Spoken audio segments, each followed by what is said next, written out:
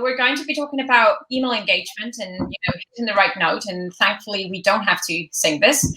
Yeah, that wouldn't be nice. Welcome. Today, we're going to be talking about email engagement and why it matters. So you read the session description probably, and we're going to be talking about how users interact with email in 2021. But why does that matter, and why should you care?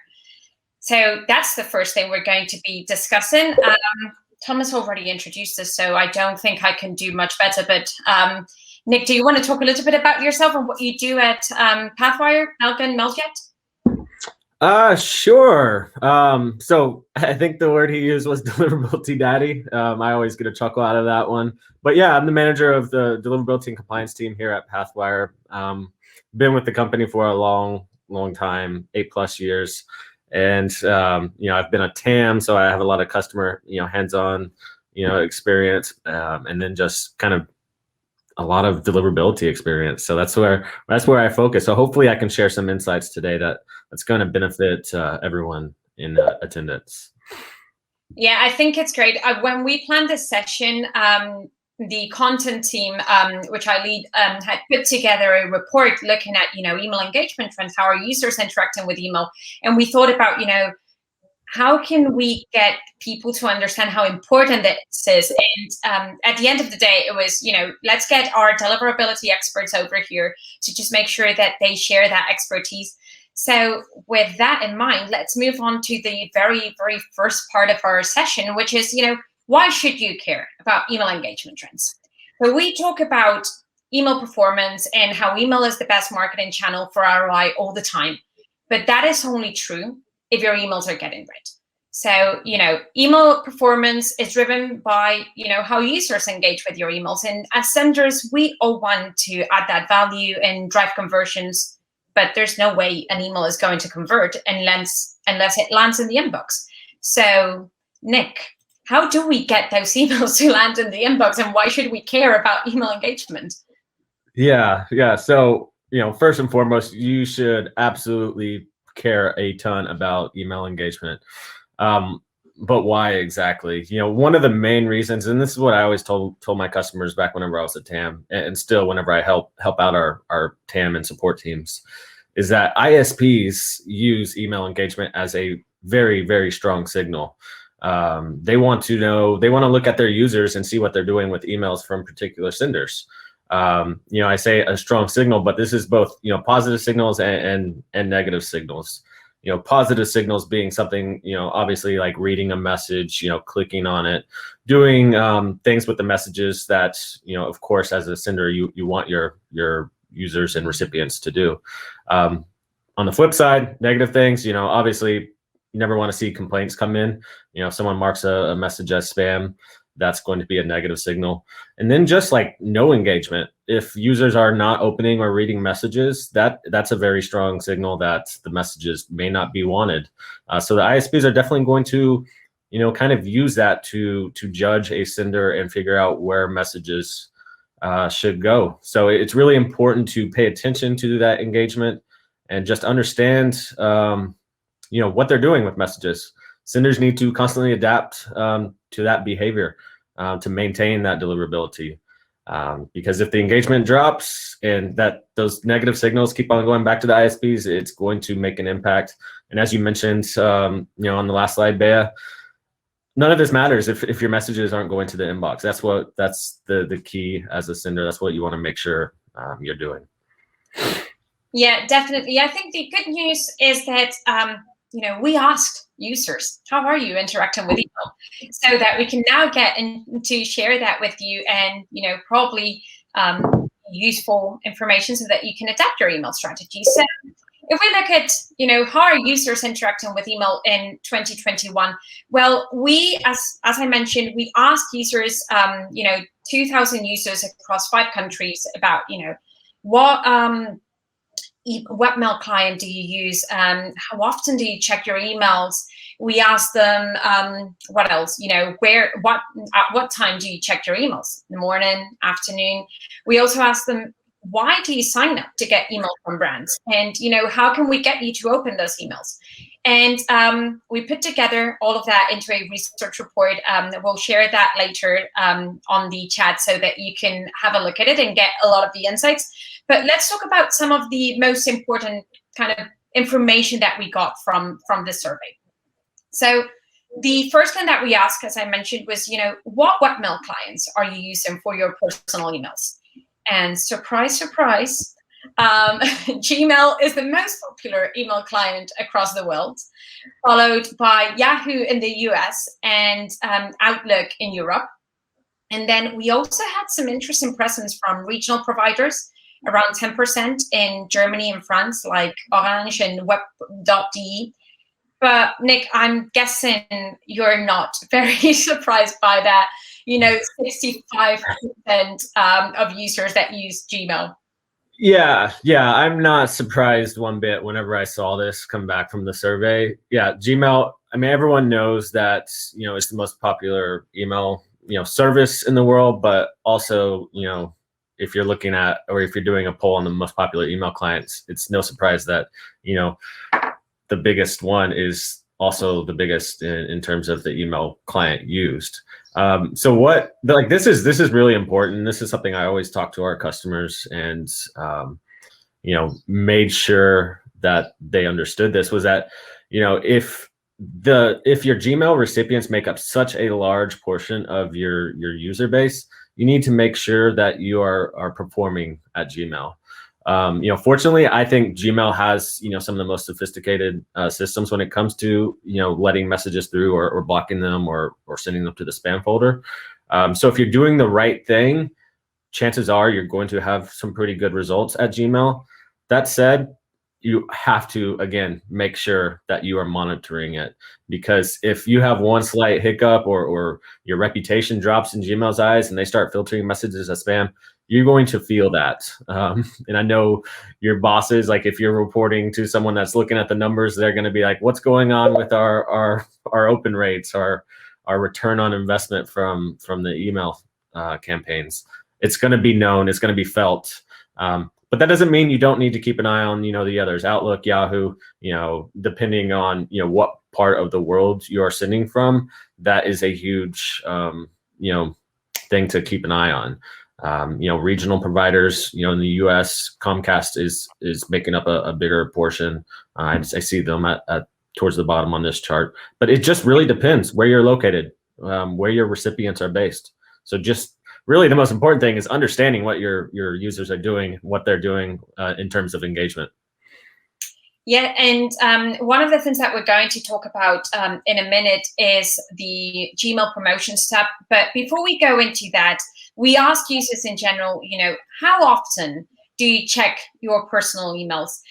First, we asked them, how often do you check the inbox? And I was not surprised to see 2/3 say that they check it at least twice a day. I check it maybe because I work in email, but I check it all the time.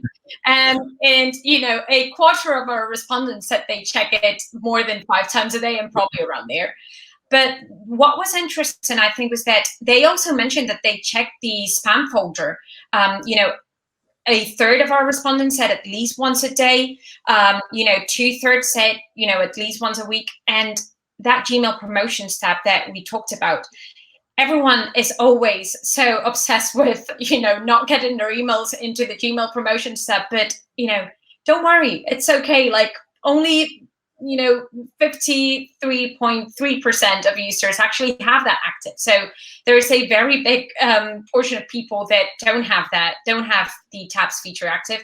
And even those, that do, half of them check that promotions tab daily. So, you want to get those emails into the right folder, right, Nick? Yeah, definitely. So, a couple of things on this. Like you mentioned, you work in email, so you check your mailbox quite frequently. I'm the same way. So maybe we're like a bit biased in what we think about this. But yeah, I check my emails a ton each day. But yeah, users do check their email quite often. So as senders, use that to your advantage. But in regards to the spam folder and promotions tab, like I love these topics, especially the promotions tab. It's been such a hot topic for probably like I don't know, it's been out for a few years now, and it's still to this day a hot hot ticket item.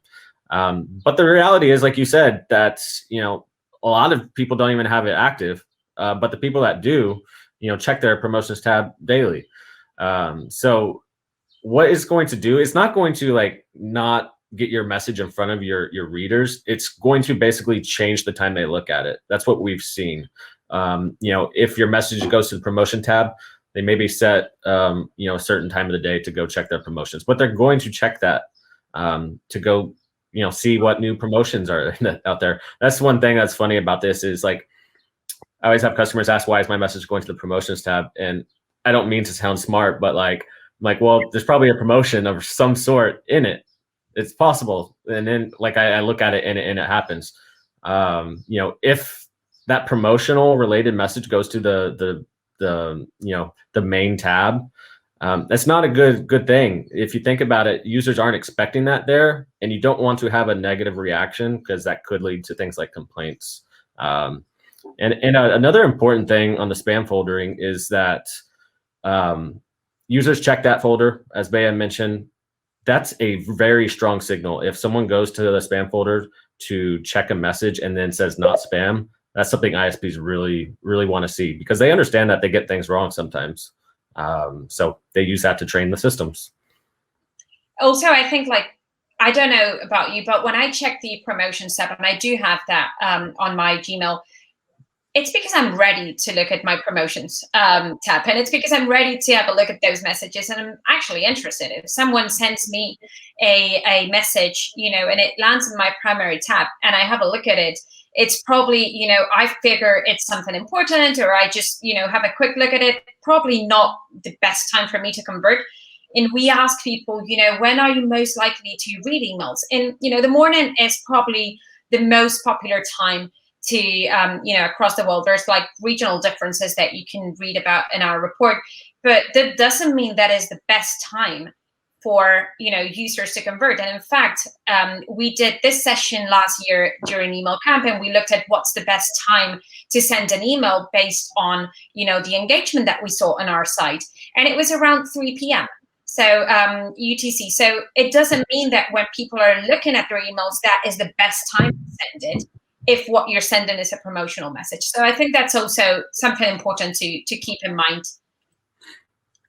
And the reality is that, you know, users do want to hear from brands. Like, we asked them and they told us they want to hear, like, nearly 80% of them want to hear from their favorite brands at least once a week. And, you know, more than half want to hear from us, you know, more than once a week, which is a lot. I don't think I want to hear from anyone that often, but so they do want to hear from us. We just need to make sure that we're sending the right messages, and we're sending something that they care about. And so the next question was, you know, what is it that you want to hear about? So why do you sign up to receive those emails? And Nick, I know that you always talk about, you know, special offers and how important those are for engagement. So it's not surprising to see special offers and one-off discounts being so important, you know, reason for people to subscribe to this communications. Yeah, for sure. Like, I don't think this one, like, you know, we talked about the Gmail one not being a surprise, but like, people generally will sign up to a mailing list to get something, right? They aren't just doing it just because, but they want to get a special offer or something. So, you know, send those offers. That's what customers are going to engage with. A really cool way to look at this, and something I heard from an ISP in the past, was that if you are ever at any point running into like reputation problems or deliverability problems, spin up those offers again, because you want to get as much engagement as possible. And if you know that users are going to engage most with special offers or discounts, things of that nature that are going to cause them to click on messages and go back to your website, then you should send those to kind of boost up your reputation temporarily. You know, it's not something like you can just send offers all the time, but use it at your disposal, because people definitely want to receive them. I think it's probably the main reason that disposable email addresses are around. Unfortunately, I don't like them, but people just want to get offers, and they'll just use random email addresses to get them. So that's something that you got to keep an eye on as well. Make sure you're keeping your list up to date and keeping your list hygiene where it needs to be. And how do we get people to then open those offers and open those emails? Well, people get a lot of email. In the US, nearly 20% of respondents receive, 50 plus emails a day. That's a lot. Over here in Europe, apparently it's, around 20 emails a day. I think I get more than 20, but definitely not 50. But, if you're competing with that many emails in the inbox, it's harder, obviously, to get your email spotted. But we ask users, what is it that makes you open an email? And they mentioned 3 important factors. The most important one, I think, is, making sure that people know it's you, recognizing the sender. If they know who is emailing them, they're more likely to open. Having time to read the email is obviously also very important. So we were talking about, again, sending it at the right time for them to read that type of email. And then we haven't talked about, email personalization yet. And I think this is very interesting. Nick, and you probably have a lot of stories and insights about this. But, for 43.6% of people, that's like a very important factor. If they think they presume that the email is personalized to their interest, they're more likely to open it. Yeah, personalization is really important. Like if you're sending like one kind of template message to everyone, I think people kind of often realize like, oh, I'm just getting a templated message that everyone's getting. But if you actually use, information about your user base and personalize it towards them, even things like, their names, that's really important. But whenever you're getting into the personalization, realm, make sure that if you have information, or if you're capturing information, make sure for each recipient that you're sending to, you have that data. The last thing you want to see is messages going out with like variables not getting replaced, or oftentimes even issues could happen where it displays things poorly. So just always test your messages as well.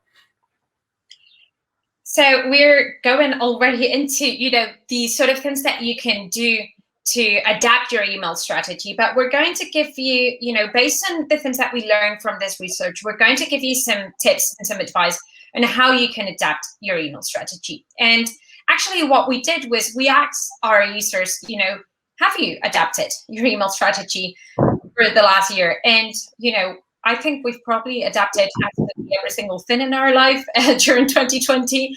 So we were very happy to see that nearly 2/3 of our audience had adapted their email strategy because, in a year in which everything has changed, obviously email had to change too. So we saw that, people talked about sending more email or sending more frequently.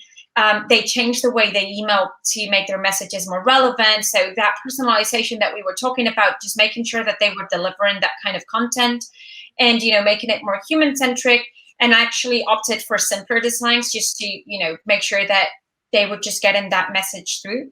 And they actually saw very good, a very good impact from those changes when we asked them about the open rates and the click-through rates that they had seen. So around 40% said open rates had improved, and same thing for click-through rates, which I think it's not surprising considering, people were actually craving for those communications and we couldn't have them offline.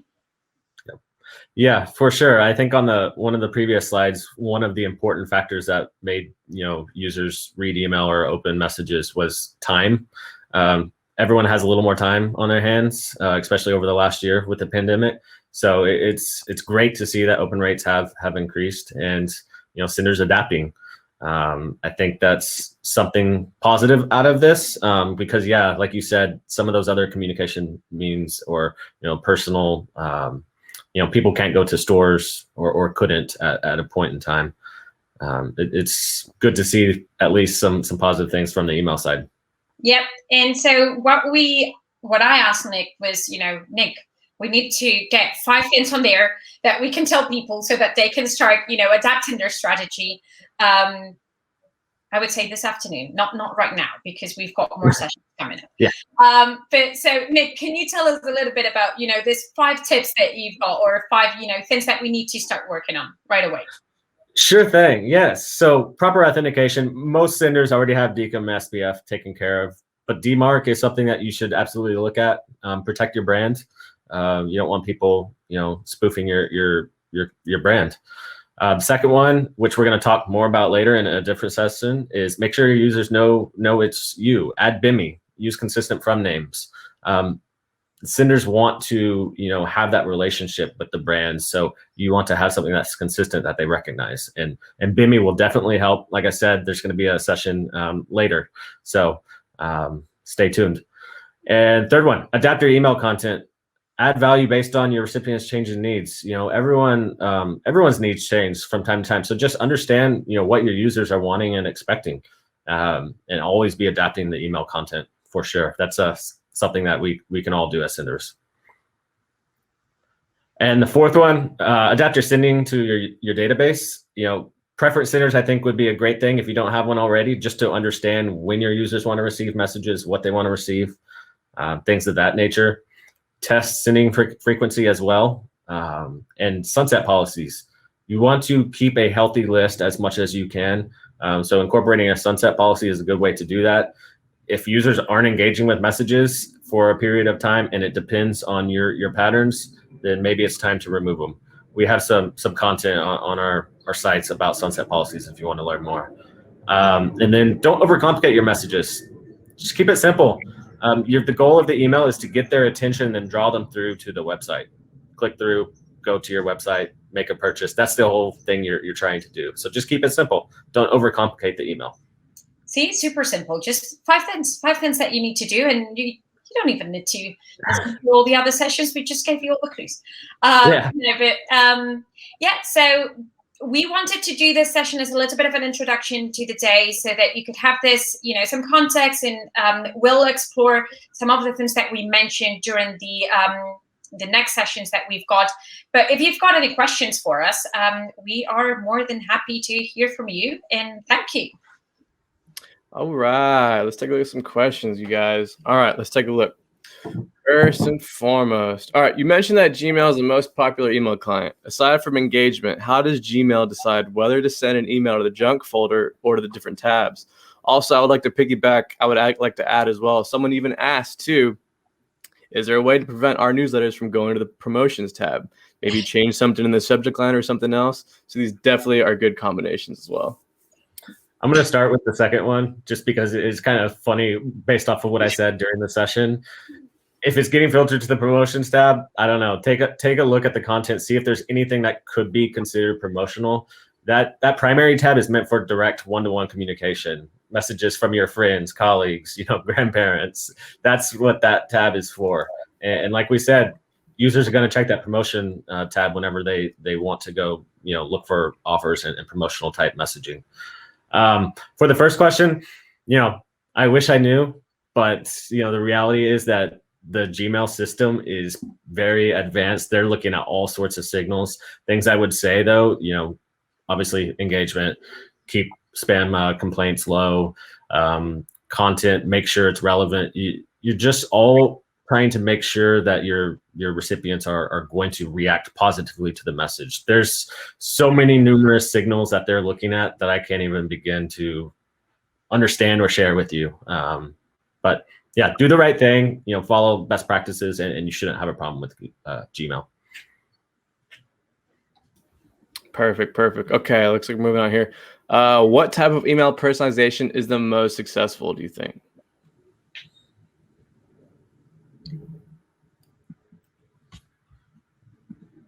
Sorry, can you say that one more time? I was trying to get this thing off my screen. No, you're good, Nick. What type of email personalization is the most successful?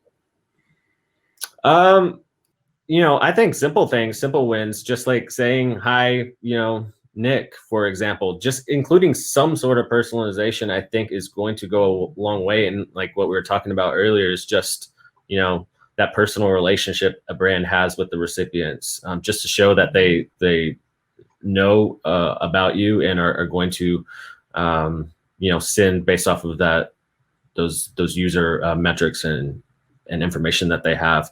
But also, if you have a preference center, you can gain a lot of valuable information about what your recipients want. Yeah, that's what I was going to say also. When people sign up, they provide any kind of information, make sure you're using that information, because if you're asking someone to provide details and you're asking someone to tell you, what they like, their shoe size or whatever it is, you want to make sure it makes sense for you to ask that and that you're used to it. If not, like, why are you asking that question? Yeah. I couldn't imagine getting an email from like a shoe company. Like, I'm a size 12, like they send me a shoe that only has like size 6 available or something like that. That would be kind of frustrating. Oh man. All right. Here is the burning one we all talk about all the time. Okay. We got to settle this right now. Okay. Uh-oh. Double opt-in or single opt-in? Man. Yeah, this question is never going to go away. I'm always going to be an advocate for double opt-in, just because I know all of the bad stuff that goes on with sign-up forms. I've seen a lot of bad stuff, bots attacking forms and things of that nature. Can you get by with single opt-in sometimes? Sure, but I always recommend double opt-in. You want to confirm that address being put into the sign-up form is legitimate, and the person requesting the information is who they say they are.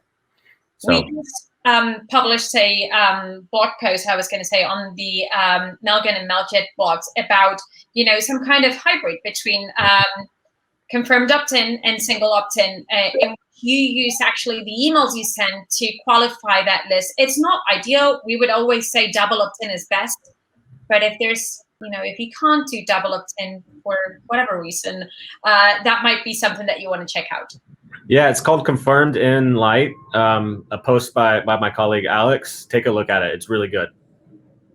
It is. Awesome. Okay, looks like we have time for just a few more.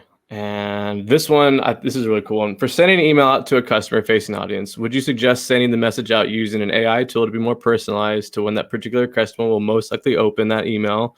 You could reference our send time optimization product, or would it be more beneficial to send the message out at a more particular consistent time? I'm going to give a boring answer. Test all the different kind of options. But honestly, like, the AI stuff is really intriguing and really interesting. So yes, dabble with that. I have seen a lot of cool use of AI. But yeah, test all kinds of different options that you have and see which one works best. There's obviously, some messages that need to go out at a particular time, a particular, consistent time. So in those cases, there might be a benefit from that. But I think overall, you don't know when the best time for me to check my promotions tab is. And I do check it, and I do check it often. But, AI does. And so, take advantage of that. Mm-hmm. All right, last one, ladies and gents. What are your thoughts on monthly newsletters, and do you feel like they add value? I mean, it all depends on what you're providing in that newsletter, right? Is that what you were going to say, Bea? What were you going to say? I was going to say, I would say it depends more on the content than the actual format. But yeah, if you obviously, if you only have valuable information to share once a month, then monthly newsletters would be best. If you don't even have valuable information or promo codes or whatever to offer once a month, then maybe your newsletter doesn't have enough content to actually be something that's going to perform for you. Nick, awesome. Do I get a thumbs up from the Deliverability? Yeah. Yes, absolutely. Yeah, I was just going to say, like, it really just depends on what your users are doing. Like, have they been successful in the past? What are you offering? Like, do you have a good rapport with your recipients? There's a lot of things that come into play. But yeah, I mean, monthly newsletters are a good idea with some caveats. Maybe even weekly, because we just mentioned that people want to receive news from their favorite brands once a week. So maybe if you've got enough content, maybe test the frequency and see what works. All right, guys. And one thing before I let you go, I want you to guys, if you can comment on this. It's a burning topic right now in the chat box. But is it harder for everyone when it comes to inbox delivery to Outlook, Live, Hotmail, and Microsoft emails? They're much overrepresented when it comes to our emails not getting delivered. Any comments on that? Yeah, I mean, there's definitely people that struggle quite a bit with delivery to Microsoft related mailboxes. That said, it's not impossible. We see customers having a lot of success there. But I wouldn't argue against that as a general answer. Perfect. Awesome, guys. Well, Bea, Nick, guys, thank you so much for taking time out of your day to be here. I know we've got a busy day going on, but I appreciate you coming on stage for Email Stock 21. As always, it's my pleasure to always have you guys on here. Thank you very much. Yes, thank you so much, and thanks again for that amazing intro.